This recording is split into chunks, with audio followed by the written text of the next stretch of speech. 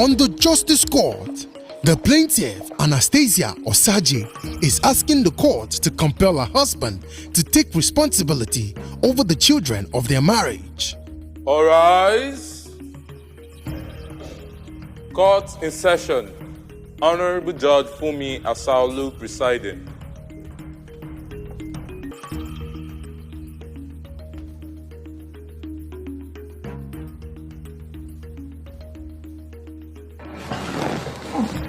Please be seated.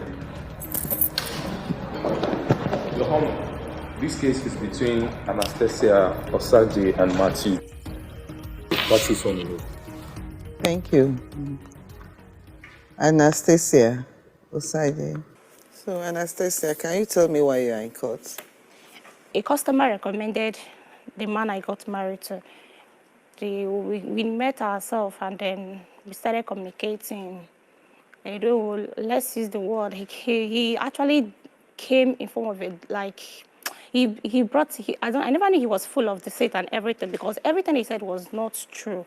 He claimed he was working, and me, I'm not the kind of person that visits. I hardly go to people's house, so I didn't visit him. They claimed that he works in one company like that is into IT stuff, that is their IT personnel. So me, I have a good work, so I do not bother. Every day he's always coming to the office every day. So if I ask him, he'll say he's a boss of his own, that he works from home. So he's always carrying laptop up and down, so you wouldn't doubt it. So later we always meet at the eatery in Agric there, because me, I don't go to his house. But he's always coming to my parents' place, because my daddy has a house in Ikorodu. Then he came there, he came with his people for introduction. My uncle asked him, he said he works in the Shell. My uncle asked for his ID card, he said he forgot the ID card. So it was not like two different places. Not say yes, that he's a big man, that he works in so many places. So after the introduction, I thought, let me just go and see his place. Let me know where you stay. At least be sure I'm getting married to a human being. I went to the house, not knowing that he staged the house from me. The house was not actually his own. I noticed that there was no pictures in the house, and I was not asking him that, how come there is no pictures in this house? He said he doesn't like snapping pictures, that even the ones he has, they are under his bed, that he don't hang pictures around. And I knew he was actually squatting in that house, not his house. So when we fixed traditional marriage, that was December 26th, we fixed the traditional marriage. He claimed that his bank was, the accounts, they blocked his account because of BVN. Then that was BVN. They were actually doing things for BVN. If you don't go and rectify the BVN stuff. So I actually believed him anyway. I said I should give him some money so that I can be able to join hands and we should do the things. Me, I'm a very free woman being. Maybe that's my fault. I actually gave him the thing. Then we did our traditional marriage 26. Then on the traditional marriage day, the eve before the marriage, he called me that he has some confessions to make. I was not like, okay, I'm listening. He said the house he took me to, that the house is not his house. And I said, how? He said that he's actually squatting with a woman there that is not his house. That woman is just like his aunt, that he's squatting with her. And I said, okay, fine. Is it just the house? Do you have any other confession I need to know? He said, no. I said, about your job. Are you actually working? He said, yes. So I said, okay, fine. If it's just house, it's something I can actually afford. So that one is nothing to me. Moreover, I don't even like the house that I went to that day. It was somehow, I don't like the house. So I carried on with the wedding. Then after the wedding, because my place, I'm Igbo. Once they've paid your bride price and you've done traditional wedding, you're free to move to your husband's house. So I went with him that day. Like, they'll tell you, go home, can't know your husband's place. I went with him. We went to his friend's place at Owode Oniri. We went there. Guys now, they were just taking drink and everything. And just like, it must happen this night, stuff like that. As in, me, I'm not that kind of party person or that kind of noise person. I don't really like noise. So I was irritated by what they were doing. So I had to go inside, excuse myself. I went inside. He came, he was just drinking and everything. And then he forcefully had his way. I forgot to bring the clothes. I wanted to bring, because I kept that clothes since 2015. I kept that clothes. Because anytime I look at that clothes, I kind of like, I actually put myself into this mess. I was not like, am I sure I'm not making a mistake? That I don't understand. First time I'm meeting this person, this is he's doing it in a forceful way, like forcefully taking to having his way without even my consent, without even when I'm not even in the mood, and in your friend's place for that matter. He apologized and everything. We moved to the hotel. We stayed for like a week in the hotel. I paid for it. Then I asked him to go and get an apartment that I'm going to pay for it. Then he went, he got one apartment in Abaranje in Ikotu. I stay in Ikorodu. So I had to ask for my transfer from Ikorodu to Ikotu. Then I paid for the house. It's a 2-bedroom flat. I moved in there. I got pregnant the first time. I was 7 weeks. I had a miscarriage.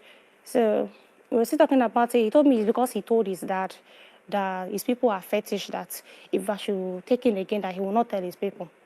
And I was not like, you telling your dad that I'm pregnant, how does it affect the pregnancy? He said, I don't understand. His father used to go to native doctor, all those places. So I took in the second time and everything. I noticed that he wasn't going to work. And I asked him, what happened? He now said that his boss sacked him. I said, why? He said he fought his boss, that he didn't know what came over him. He fought his boss, and the man had to. I said, how will you fight your boss? Who does that? And you expect such person to keep in the company? Nobody would do that. He said he was so angry that day. So if I go to work in the morning, he follows me to work, so that people in the company will not know that he's actually not working. So when I close and I'm coming back, he's coming back with me. We went out the house together. So things started. He was always complaining. My phone, he will not allow me use my phone. Even my siblings, he tried to even separate me from them, because if you send me a text, he's always checking my chat. He can just pick up my phone and start chatting your messenger. He wants to know whether you're going to respond. Maybe all this, like, or use a pet name for me. Then he will not know that, okay, fine, this is your boyfriend or this. And me, I'm not that kind of person. I don't even have the time, self. So he was always doing that. And before you know it, he was just suspecting everybody. Then I think one day, and then I was 3 to 4 months pregnant. Then I went to work one day. He asked me if they've paid, because Diamond Bank paid on they always pay on the 24th. I told him that they've not paid us, that they said they have technical delay or something. He could not believe that. He thought I was lying, but I was spent my money. So we were still arguing about it. They just laughed at me. I was not like, I don't understand. My own money, I still beating me again on my own money. He came to the office. It was not like asking my colleague play like, Obi, you guys have finished your money. Obi said, no, they've not paid us that. They said they will pay us so date. And I said, okay. And I came back to that. So I allow peace reign. I go to work, but he does the spending. He's with my ATM card. I go to work. I do everything. But when they pay me, he's always the one doing the spending. And I don't complain. It continued like that till we went to the house one day. So we went to the house one day. I think I was almost 6 months or 7 months or so. So we went to the house, and I'm fine. I'm fine, thank you. Went to the house one day. Then my parents' house, after he has hit me the second time, and I had to go there. Because me, I'm not the kind of person that keeps friends. So I don't tell people the fact that I'm passing through. No matter what I'm passing through, if you see me outside, you don't know.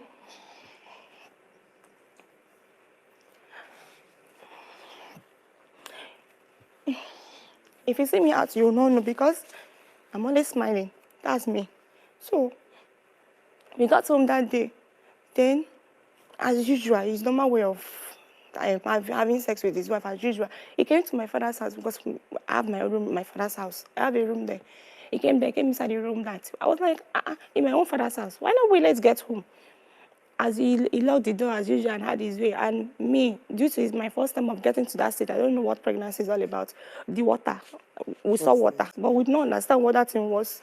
So it was not like, what's this water? I said, I don't know. Should I tell mommy? I said, no. If you tell mommy, you ask us, what did we do that brought this water? Let's be going. I said, okay, fine. Maybe we should go to the hospital. We went back to the house.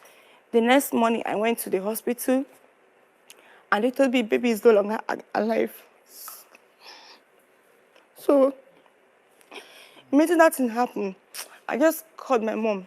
I'm no longer interested in the marriage. That they should call it off. I'm not interested. I said that he was not telling the super management, the doctor, the MD of the super, that he should plead with me. They discharged me 3 days before the white wedding. I refused to prepare for anything. I was not even preparing for anything. The wedding cloth, I did not even prepare. My parents, everyone was just trying to beg me that it's not so anybody's fault. But me, I know what happened. And I knew whose fault it was. It was just like, it's the devil, that we should just try and forget everything, that it will not happen again. he went to the church. He was now waiting for me. They pleaded with me. I had to now, okay. I said, okay, let me give him another chance. I went to meet him in the church. After the wedding, we have not even gotten to the house safe. Because we did reception at my daddy's place, the madness started again and he started vibrating. We were just shouting. My daddy was like, in my own house, you're telling me you will beat my daughter. You did. Is that how people have been living in your house? I'll just lie and tell my dad that, no, he does not beat me. No, he's just playing. Maybe he's drunk, that he doesn't do all those things. Because one thing about Igbo is the way you present your husband to your family, even if tomorrow he changed, that impression that you have given to them, they can never correct it like.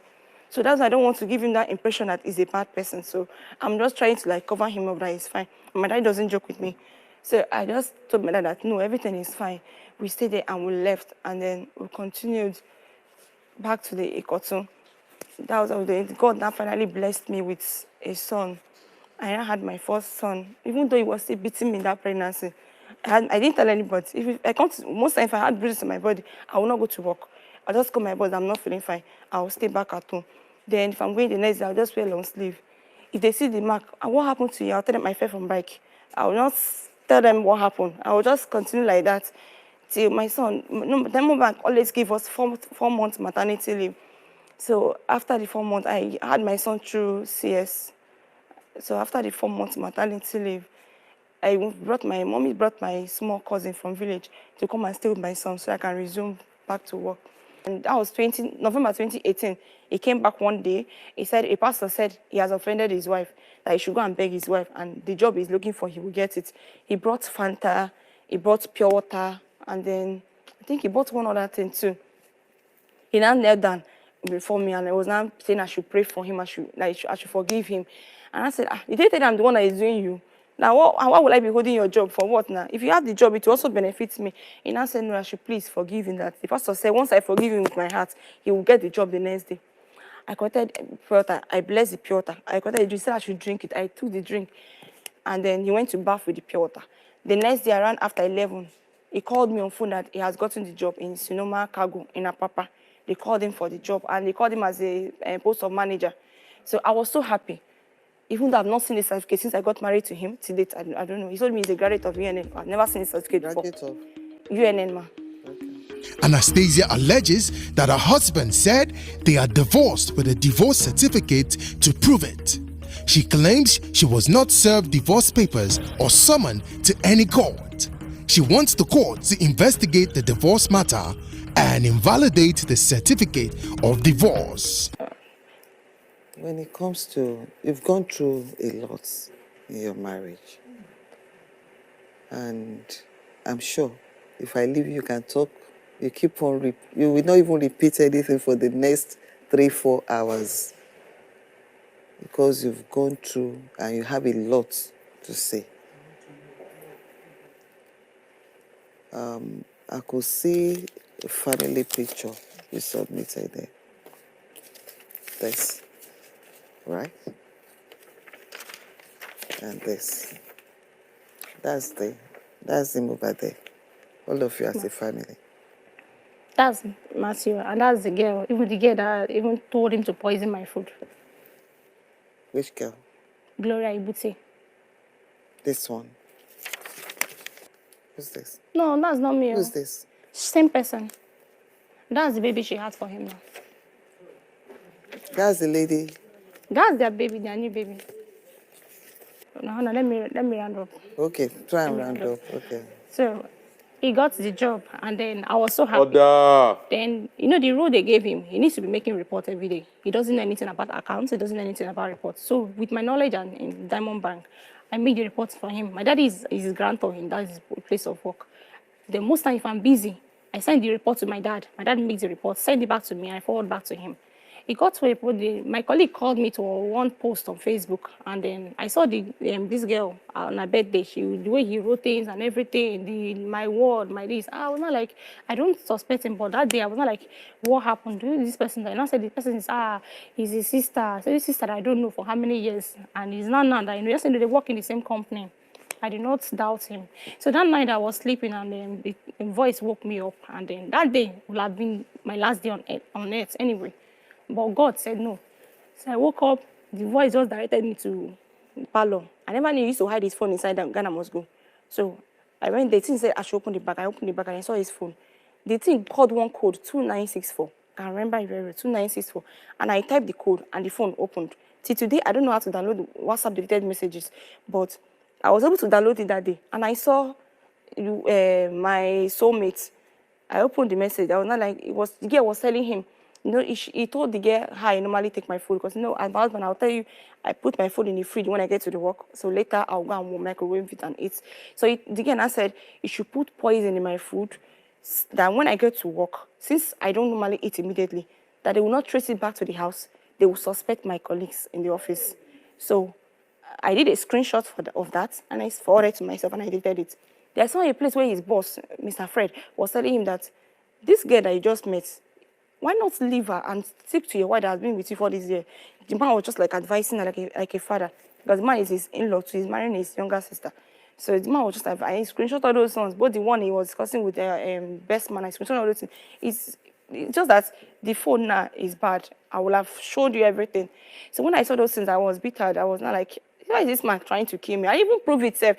I was in the kitchen cooking my noodles. That I didn't make any food to work. I went to work empty like a pregnant woman. I didn't go to school. I've never eaten somebody's food before. But that day I ate Esther's food.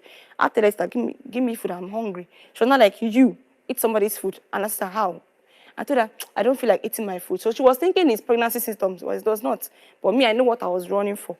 The next day was antenatal. I didn't go to work. I was cooking noodles in the fire. I entered the bedroom. Before he just called me, I should go back. He entered. I saw him in the kitchen.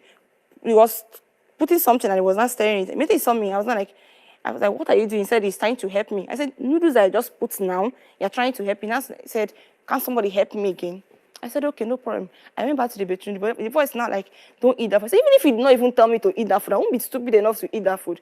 I went for antenatal. I came back. He poured the noodles in the dustbin and made his own noodles and ate. So just 1 week before the operation, they want to do another CS for me. So I went to my parents' house. Then the CS, my hospital is in Kotu, and that's Sumbo side. They then called him to come and sign for the operation. He refused. He told the doctor that, Amadi, if I want to die with the baby, let me die with the baby. The man was like, The man had told me, I did not believe. I called him myself. I said, okay, fine. If you don't want to see us, just come to the gate. They will give you the paper, you sign. You go back to where you're going to. You don't need to see us at all. He said it's not his business that he's done with us, so that if we want to die, then let us die there. My mommy came from the Ikorodu to come and sign. And they had to pity her because she was crying that not to happen to her daughter. He now came back after 1 week and I said, these children, who is the father of these children? The first one is fair, this one is fair, him is dark, in their family they are dark. My son speaks like white, him is a local man. It was just saying so many things. Mommy was not like, you don't understand what is wrong. Is this a madness or what? He now said, like, for my information, that he doesn't do this kind of thing. No. No. That, what kind of children is this? They're so fair. Look at her lips. Look at, no. That's, he doesn't want to see me and this bastard in his house again. He referred to the children as bastard, my children. So I watched him leave. In my mommy's presence, he told us that we should never come to the house again. That he's giving us 5 days to come and pack our things. I was still on plaster. And this, my second operation, really affected me. Because since 2019, I've been on plaster till first week of July, 2021. I've been on plaster. So we went to the house. He already brought out everything. Even the GoTV I bought, he lost everything. He kept it for me in the parlor, packed everything. I just came, met my daddy. My daddy called his father. His father said, his son has taken a decision. So what did they want him to do? My daddy called his the mother's elder brother. Town said, you know him now, he's a very stubborn guy. If he has taken it because he now has money, they now say, since he said he has moved on with his life, let your daughter to move on with her life. She should go and meet the father of the children now. The children are so fair. I don't know where she got to do those kind of color from. I don't understand. So he brought out those things. We now packed those things and left. Since then, if I call him, he blocked me on every social media and poked me everywhere. No, nothing, no communication. He doesn't want to see us. He doesn't want to see the children. He continued till March 7. He got married to the girl. That girl. We did everything. I was legally married to him. He went to marry that girl. I did traditional wedding March 7, 2020. So I've not been working since last year. Then him, that is the father of the children, he did not want to take care of the children. Nothing. He went ahead and married the girl. He even went and pastor blessed their marriage. He bought car for the girl. The girl was just sampling it in the whole Facebook. Since January, I sold everything I have. both clothes, even our rent self is due, clothes and everything, just to make sure my children will be able to survive and go to school. Yet he's not helping us, he's not doing anything. Then I had to like go to somebody directed me to command in Ikeja. They went to gender. I went to complain to them. They asked me to give them. They were even asking for 5,000 naira. So I told them I didn't even have anything to eat in my house. They said, okay, I should bring 3,000 naira. I called my brother to help me hustle for the money, and he gave me it. Then I went to serving paper in this office. He now came. So they now called me that he's around. I got there. Juma asked him what the problem was. He told the man that we've been divorced, which I'm not aware. He brought out one document. He gave it to the woman. He told the woman that we've been divorced. The woman said, is it true? I told her, I'm just hearing this for the first time, that I'm not aware of anything. I didn't go to anywhere. Nobody invited me, nothing. So I'm just appealing to this honorable court and lordship to please help me investigate this brandishing document called divorce letter. Let me know how real the thing is, because I know nothing about it. Then number 2, for the maintenance of the children. They are very sick. They came with me. I realize you've not submitted, or I don't have a copy. They have it. It's submitted. We have it at the legal. Okay. So we conduct search on that and revert on it. And the legal team is going to sit down with you and analyze all your rights to you, and they give you all the options you have. So you now decide on the step that you actually want. Then we take it from there. The defendant is not present in court. Judge Fumi was moved with sympathy over the plaintiff's situation. She offers a lifeline and steps down this matter. All right. Okay. I rise. All right.